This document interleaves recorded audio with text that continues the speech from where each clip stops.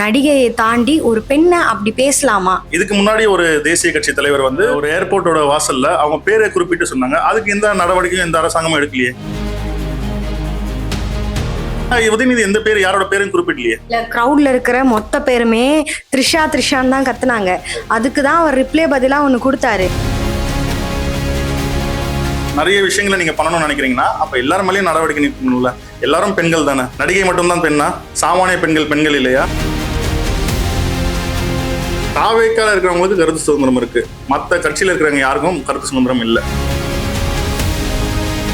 பேரு சொல்ல தாவேக்கா நிர்வாகி மேல ஒரு பெண் புகார் கொடுத்தாங்க, ஒரு மாவட்ட செயலாளர் மாதிரி. அவரை இன்னும் அவர் மேல ஒரு 4 பிரிவுகளை வழக்கு போட்டிருக்காங்க. அவர் இன்னும் ஏன் கைது பண்ணல? போன 2 வாரத்துக்கு முன்னாடி வந்து ஒரு பெண் தாவேக்காவோட பெண் அமைச்சர் வந்து அவரு தொலைபேசியில வந்து ரெக்கார்டிங் கேட்கறாங்க, அடிச்சு ஜட்டியோட உட்கார வச்சு கொண்டு போட்டுருவோன்னு சொல்றாங்க. இதுக்கெல்லாம் வந்து யாரும் எந்த ஒரு எதிர்ப்பும் தெரிவிக்கல, நடவடிக்கை. ஏன்னா அவங்க வந்து ஆளுங்கட்சியில இருக்காங்க. அப்போ ஆட்சியின் குறைபாடு தானே அது. அப்போ சின்ன ஒரு 2 வருஷத்துல கட்சி ஆரம்பிச்சு ஆட்சி வந்து அவங்களுக்கு ஆட்சி பொறுப்புல ஏற்றுனா இந்த மாற்றம் தான் நிகழும்ன்றதுக்கு தமிழ்நாடு ஒரு சான்று. இப்போ ஒருத்தருக்கு நீங்க வந்து ஒரு சான்ஸ் கொடுக்குறீங்கன்னு சொல்றீங்க, அப்படின்னா சான்ஸ் கொடுத்துட்டாங்க. இது முன்னேற்றமா? உதயநிதி அவர்கள் பேசின கருத்தை பாத்தீங்களா?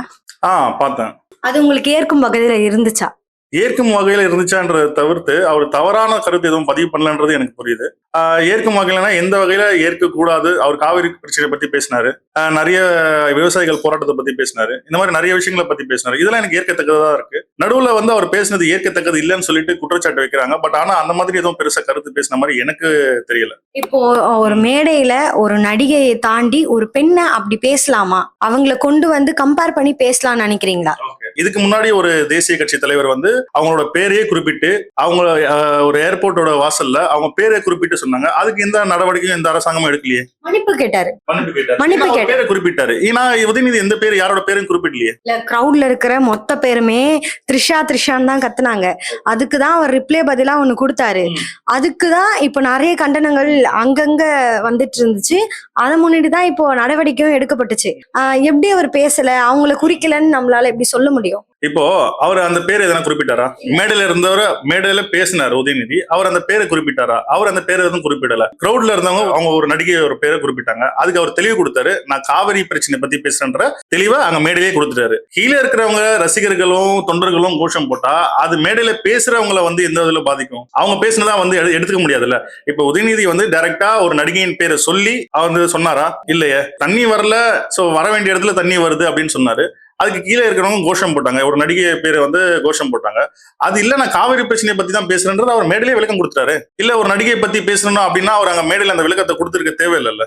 ஒரு எதிர்கட்சி தலைவரை இவ்வளவு சீக்கிரம் டக்குன்னு அரெஸ்ட் பண்ணிட முடியும் அப்படின்னு யோசிச்சு பாத்திருக்கீங்களா? இல்ல, எதிர்கட்சி தலைவர் அரெஸ்ட் பண்ண முடியுமான்னு இல்ல. எதிர்கட்சி தலைவர்னாலே கைதுகளுக்கு எல்லாம் ரெடியா தான் இருக்கணும். ஏன்னா ஆளுங்கட்சி இது காலங்காலமா நடந்துட்டு வர நடைமுறை தான். யார் ஆளுங்கட்சியில வந்தாலும் அதுக்கு ஆப்போசிட்ல இருக்கிற எதிர்கட்சி தலைவரை அரெஸ்ட் பண்றதோ, அவங்கள மந்திரிகளை எம்எல்ஏக்களை அரெஸ்ட் பண்றதோ இதெல்லாம் நடைமுறையில இருக்கிறது தான். இது அடுத்த அவங்கள பயன்படுத்துறதுக்காக, எதிர்கட்சியை பயன்படுத்துறதுக்காகவும். இப்போ நான் பாத்தீங்கன்னா எனக்கு என்ன தோணுதுன்னா, இப்போ நாளைக்கு சட்டமன்றம் நடக்க இருக்கிறது. அந்த சட்டமன்றத்துல இருக்கிற போது அவங்க வந்து உள்ள வந்து கேள்வி கேட்க போறாங்க. ஏன்னா பாத்தீங்கன்னா இன்னைக்கு நிறைய பிரச்சனைகள் நடந்துட்டு இருக்கு தமிழ்நாட்டுல. நிறைய போராட்டங்கள், விவசாயிகள் போராட்டங்கள், பவர் கட் இல்லைன்னு சொல்லிட்டு போராட்டம், தண்ணி இல்லைன்னு போராட்டம் அப்படின்னு சொல்லிட்டு நிறைய போராட்டங்கள் நடந்துட்டு இருக்கு.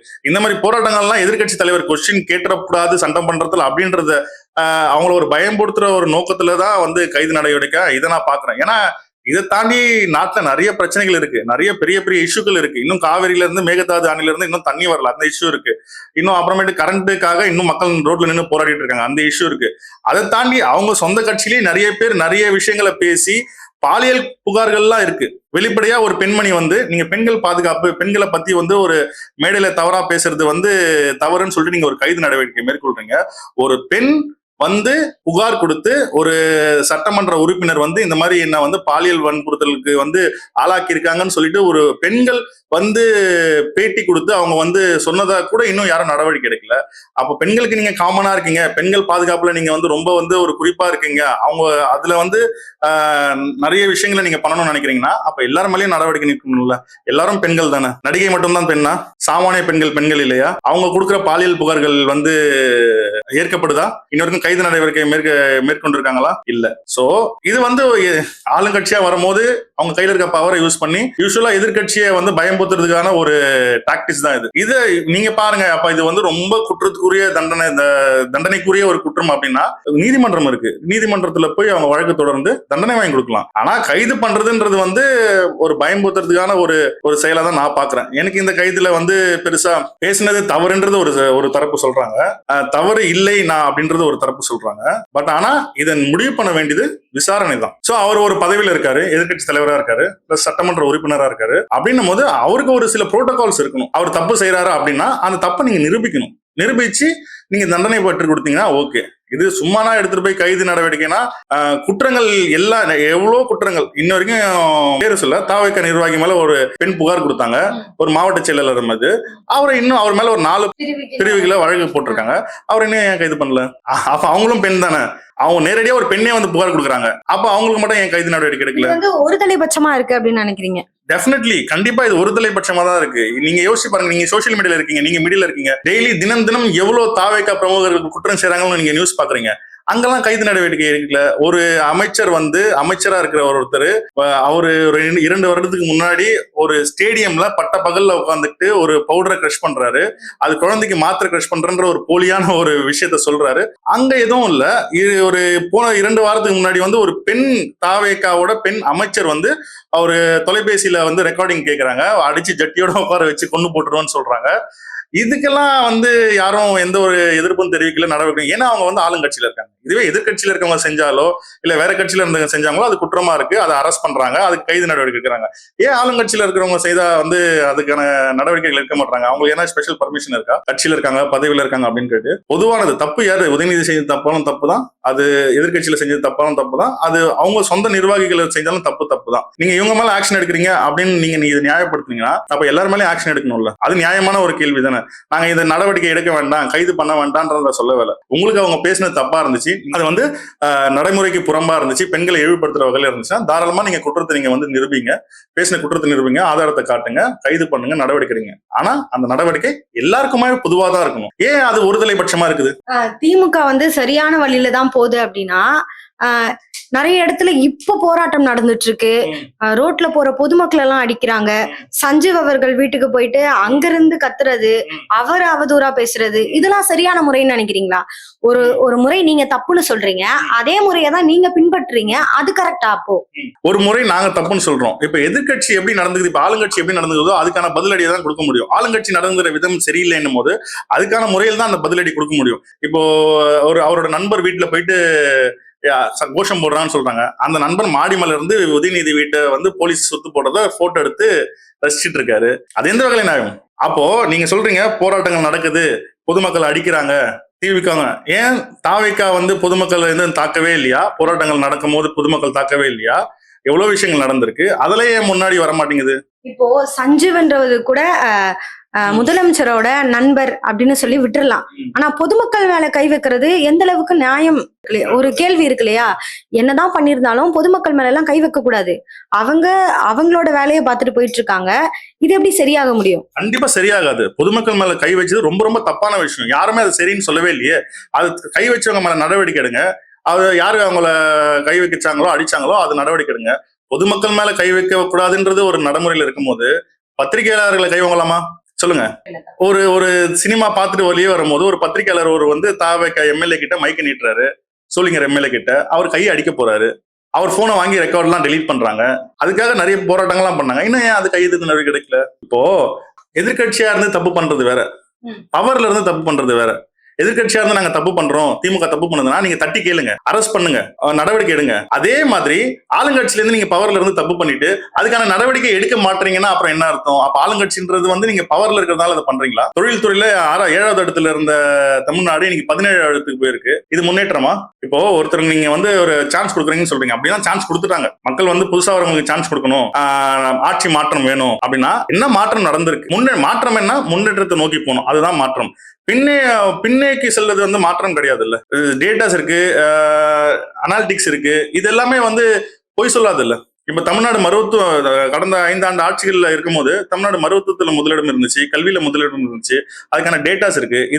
இதுக்காக தொழில்துறையில வந்து 7வது இடத்துல இருந்துச்சு. இதை வந்து பாராட்டி தேசிய கட்சி, அதாவது மேலிடத்துல இருக்க சென்ட்ரல் கவர்மெண்டே வந்து பாராட்டி நிறைய விஷயங்கள் வந்து வாழ்த்து தெரிவிச்சிருந்தாங்க. அப்படிலாம் இருக்கும்போது அந்த ஒரு ப்ரூஃப் காட்டி இருக்கும்போது அது எப்படி நீங்க வந்து முன்னேற்ற பாதையை நோக்கி போல நீங்க சொல்ல முடியும்? திராவிட கட்சிகள் முன்னேற்றத்தை கொண்டு வந்திருக்கு. இன்னைக்கு நீங்க வாங்க உட்காந்து பேசிட்டு இருக்கோம்னா அது திராவிட கட்சிகள் கொண்டு வந்த முன்னேற்றம் தான். இவ்வளவு நாள் ஜெயலலிதா 10 வருஷத்துக்கு முன்னாடி ஜெயலலிதா என்ன பண்ணாங்க, அது 10 வருஷத்துக்கு அப்புறம் இந்த ஸ்டாலின் என்ன பண்ணாரு, அதுக்கு முன்னாடி கலைஞர் என்ன பண்ணான்றதுக்கான சான்றுகள் இருக்குல்ல. அந்த மாதிரி இப்ப 2 கட்சி தொடங்கி 2 வருடமான தாவேகா என்ன பண்ணிச்சுன்றதுக்கான சான்றுகள் இருக்கா? எதை நம்பி மக்கள் ஓட்டு போட்டாங்க? ஒரு மாற்றம் வேணும், மாற்றம் வந்தா மக்கள் வந்து நல்லது நடக்கும் அப்படின்றதா. நல்லது நடந்துச்சா? போன 5 ஆண்டு ஆட்சிகள்ல கரண்ட் வரலன்னு சொல்லிட்டு யாருன்னா ரோட்ல இறங்கி போராடினாங்களா? தண்ணி குடிநீர் பிரச்சனைக்காக யாரா ரோட்ல இறங்கி போராடினாங்களா? கிடையாது. ஆனா இந்த ஆட்சியில் நடக்குது. அப்போ ஆட்சியின் குறைபாடு தானே அது.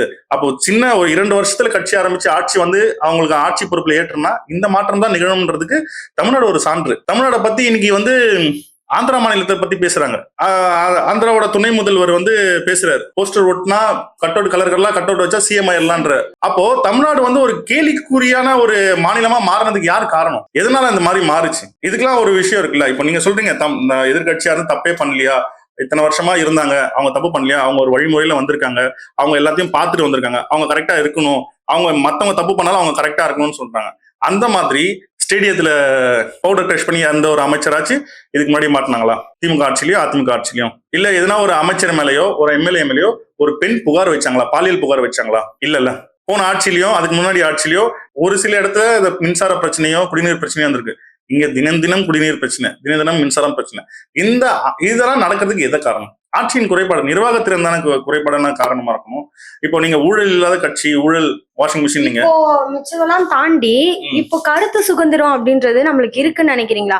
பாதி பேருக்கு மேல என்ன சொல்றாங்க அப்படின்னா, தாவேகா வந்து என்ன வேணா பேசிடுறாங்க, ஆனா திமுகவினர் பேசினா மட்டும் எங்களுக்கு மட்டும் கருத்து சுதந்திரம்னே இல்ல, உடனே கைதுன்றாங்க. ஒரு இன்ஃபுளுசரா இருந்தோம் என்னால பேச முடியலன்ற மாதிரி பல பேரும் சொல்லிட்டு தான் இருக்காங்க. உங்க சைட்ல இருந்து அதை எப்படி நீங்க பாக்குறீங்க? மக்களுக்கு கருத்து சுதந்திரம் இருக்கா இல்லையா? மக்களுக்கு கருத்து சுதந்திரம் இருக்கான்னு இல்ல, தாவேக்கால இருக்கிறவங்களுக்கு கருத்து சுதந்திரம் இருக்கு, மத்த கட்சியில இருக்கிறவங்க யாருக்கும் கருத்து சுதந்திரம் இல்ல. நீங்க பெண்கள் பாதுகாப்பை பத்தி பேசுறீங்க. இன்னைக்கு ஒரு சோசியல் மீடியால ஒரு திமுக ஆதரித்தோ இல்ல தாவேக்காவை எதிர்த்தோ ஒரு போஸ்ட் போட்டு பாருங்க, கீழே வந்து எவ்வளவு கொச்சையான வார்த்தைகளை பயன்படுத்துறாங்க, பெண்களை பயன்படுத்துறாங்க, போஸ்ட் போடுறவங்க அம்மாவை பயன்படுத்துறாங்க, அவங்க வைஃபையோ தங்கச்சிங்களோ இந்த மாதிரி பயன்படுத்தி பேசும்போது இது எந்த விதத்துல நியாயம்? பதிவு போட்டவங்க எல்லாரையும் அரெஸ்ட் பண்றாங்க. அந்த மாதிரி தான் நிறைய பேர் திமுக இருக்க ஜென்சி மீட்ஸ்ல இருந்தவங்க எல்லாம் நிறைய பேர் அரெஸ்ட் பண்ணாங்க, நிறைய பேர் அரெஸ்ட் பண்ண முயற்சி பண்ணாங்க. அப்படி இருக்கும்போது அது அப்ப கருத்து சொல்றதுக்கு பயப்படுவாங்கல்ல. இப்ப எனக்குமே ஒரு கருத்து இருக்கு, நான் திமுக ஆதரிக்கிறேன், தாவேக்கா எதிர்க்கிறேன், எனக்கு ஒரு கருத்து தாவேக்கா ஆட்சி மேல எனக்கு ஒரு கருத்து வேறுபாடு இருக்கு, அதை முன் வச்சுன்னா எனக்கு எங்க என்ன அரெஸ்ட் பண்ணிடுவாங்கன்னு ஒரு பயம் வருது இல்ல. அப்புறம் அந்த கருத்து சுதந்திரத்தை வந்து யார் வெளிப்படையா சொல்லுவா? இப்ப சோசியல் மீடியால எனக்கு வேண்டிய தேவையான விஷயங்களை நான் சோசியல் மீடியால என்னோட சோசியல் மீடியால நான் பதிவிட்டாலே அதை வந்து அரெஸ்ட் பண்றாங்க, அதை முடக்குறாங்க. அப்போ கருத்து சுதந்திரம் எங்க இருக்கு? தாவேகா ஆட்சியை பத்தியும் ஆளுங்கட்சியை பத்தியும் நீங்க புகழ்ந்து பேசினால் மட்டும்தான் அது கருத்து சுதந்திரமா? அதுக்கு மட்டும்தான் நீங்க வந்து விலக்கு கொடுப்பீங்களா? அப்போ நீங்க மத்த கட்சிகளை பத்தி நம்ம பேசும்போதோ அதை பத்தி யாரும் பேசல. இப்ப தாவேகாவை பத்தி பேசும்போது நீங்க வந்து ஆட்சியை பத்தி பேசுறாங்க, முதல்வரை பத்தி பேசுறாங்க அப்படின்னு சொல்றீங்க. நம்ம ஸ்டாலின் முதலமைச்சரா இருக்கும் போது முட்டாள் முதல்வர்னு சொன்னாரு, அது தவறு இல்லையா? அந்த மாதிரி அவங்க கருத்து சுதந்திரம் ஆட்சியை பொறுத்து இருக்கு. போன ஆட்சியில கருத்து சுதந்திரம் இருந்துச்சு. மேடை ஏறி ஒருத்தர் வந்து ஓப்பனா முட்டாள் முதல்வர்னு சொன்னாரு, அந்த அளவுக்கு அவருக்கு கருத்து சுதந்திரம் இருந்துச்சு. ஆனா இந்த ஆட்சியில அந்த கருத்து சுதந்திரம் இல்ல. அரெஸ்ட் பண்ணாங்க இல்லையா? இது வந்து அவர் தப்பா பேசிட்டாங்க அதனாலதான் அரெஸ்ட் பண்ணாங்கன்னு சொல்றீங்களா, இல்ல முன்விரோதம் வச்சு அரெஸ்ட் பண்ணிருக்காங்க அப்படின்னு சொல்றீங்களா? டெஃபினெட்லி இது முன்விரோதம்ங்க. அரெஸ்ட் பண்றதுக்குரிய குற்றமான விஷயம் இது கிடையாது இல்ல. அவர் ஒரு பேசினாரு, அந்த பேச்சுக்கு விளக்கம் கேட்கலாம். அவர் ஒரு பதவியில இருக்காரு, எதிர்க்கட்சி தலைவரா இருக்காரு, சட்டமன்ற உறுப்பினரா இருக்காரு. அவர் அந்த மாதிரி தவறான வார்த்தைகள் பேசியிருந்தா அவர் கூப்பிட்டு விளக்கம் கேட்கலாம். நாடாளுமன்றத்துல சட்டமன்றத்துல அதை பத்தி பேசலாம், அதை பத்தி கேள்வி எழுப்பலாம். நீங்க ஏன் அதை பத்தி பேசுனீங்க அப்படின்னு சொல்லிட்டு அதை விட்டு கைது நடக்கிறதுன்றது வந்து பயன்படுத்துற ஒரு துணி தானே. இது வந்து கண்டிப்பா முன்விரோதம் தான். இதெல்லாம் என்ன சட்ட அப்படி அதான் சொல்றேன். நீங்க சட்டப்படியா முன்விரோதம் இல்ல, சட்டப்படியா நீங்க கைது நடவடிக்கை மேற்கொள்றீங்கன்னா இந்த மாதிரி தப்பு பண்ண ஒருத்தருமே கைது நடவடிக்கை மேற்கொள்ளுங்க. நாட் ஒன்லி உதயநிதி ஸ்டாலின், உங்க கட்சியில எவ்வளவு பேர் பேசுறாங்க, உங்களோட நிர்வாகிகள் எவ்வளவு பேர் பேசுறாங்க, அவங்களெல்லாம் நீங்க அரெஸ்ட் பண்ணணும்ல, அவங்களெல்லாம் நீங்க கைது நடவடிக்கை மேற்கொள்ளணும்ல. அப்ப நீங்க எதிர்கட்சியில இருக்கிறவங்க மட்டும் தான் கைது நடவடிக்கை மேற்கொள்றீங்கன்னா அப்ப இது வந்து முழுக்க முழுக்க ஒரு முன்விரோதமான காரணம் தானே. இது பாருங்க, நான் வந்து மிகப்பெரிய விஜய் ஃபேன். படம் பாக்குறது வேற, அங்க பண்ற குறியீடுகள்ல ரசிக்கலாம், ஓகே, அங்க பண்ற ஸ்டைலு ஸ்வாகு இதெல்லாம் ரசிக்கலாம். ஆனா சட்டமன்றம் போது அது வந்து ஒரு மரியாதைக்குரிய ஒரு இடம். பல தலைமுறைகளை பார்த்து பல வரலாற்று விஷயங்கள் நடந்து அந்த மாதிரியான ஒரு இடம். அங்க வந்துட்டு கொத்து பரோட்டா போடுறன்றது, கொளத்தூர்ல ஸ்வாக் இந்த ஸ்டைல் பண்ணி காமிக்கிறது, இதெல்லாம் வந்து எப்படின்னா சினிமாட்டிக்கா ஒரு விஷயம் சின்ன பசங்க ரசிக்கலாம். பட் ஆனா ஒரு அரசியல் ஒரு மேற்பார்வை இருக்கிறவங்களும் அதை வந்து ஏற்றுக்கொள்ள மாட்டாங்க. இப்போ வந்து என்ன பொறுத்த வரைக்கும் பாத்தீங்கன்னா, நான் ஒரு 10 வருஷத்துக்கு முன்னாடி என்ன கேட்டிருந்தீங்கன்னா நானும் அதை ரசிச்சிருப்பேன். ஸ்வாகா இருக்கு, நல்லா பண்றாரு, கலாய்க்கிறாரு அப்படின்னு சொல்லிட்டு. ஆனா இது கலாய்க்கிறதுக்கு கூட இடம் கிடையாது, அப்பாவை காணோம் தேடுறதுக்கான இடம் கிடையாது. இது வந்து மக்கள் பிரச்சனையை பேசுறதுக்கான ஒரு இடம். மக்களுக்கு என்ன தேவை, மக்கள் எதனால பாதிக்கப்படுறாங்க, மக்களோட வாழ்வாதாரத்தை எப்படி முன்னேற்றுறது, தமிழ்நாட்டு முன்னேற்றத்தை எப்படி பண்ண, அதை பத்தி விவாதிக்கக்கூடிய இடங்கள் அது. அதுக்கான சம்பந்தப்பட்ட கேள்விகள் கேட்கலாம், அதுக்கான சம்பந்தப்பட்ட விஷயங்களை கேட்கலாம். அதை விட்டுட்டு அங்க வந்துட்டு அப்படி பண்ணிட்டேன் இப்படி பண்ணிட்டேன் ஸ்டைல் பண்றதெல்லாம் வந்து எப்படி பார்த்தோம்னா மக்களை திசை திருப்புறாங்க. இன்னைக்கு ரீல்ஸ், நீ அவன் சொன்ன மாதிரி ரீல்ஸ் ஆட்சி, ரீல்ஸ் அரசியல் போயிட்டு இருக்குன்றத எல்லாருமே கண் கூட பாக்குறோம். ரீல்ஸ் ஆட்சி, அந்த ரீல்ஸ் ஆட்சிக்கான தேவையான கண்டென்ட் மட்டும் தான் அங்க நடக்குதே தவிர அவங்க சைட்ல இருந்து மக்கள் பிரச்சனையை யாரும் பேசுற மாதிரி எனக்கு தெரியல. நன்றி. நன்றி, தேங்க்யூ.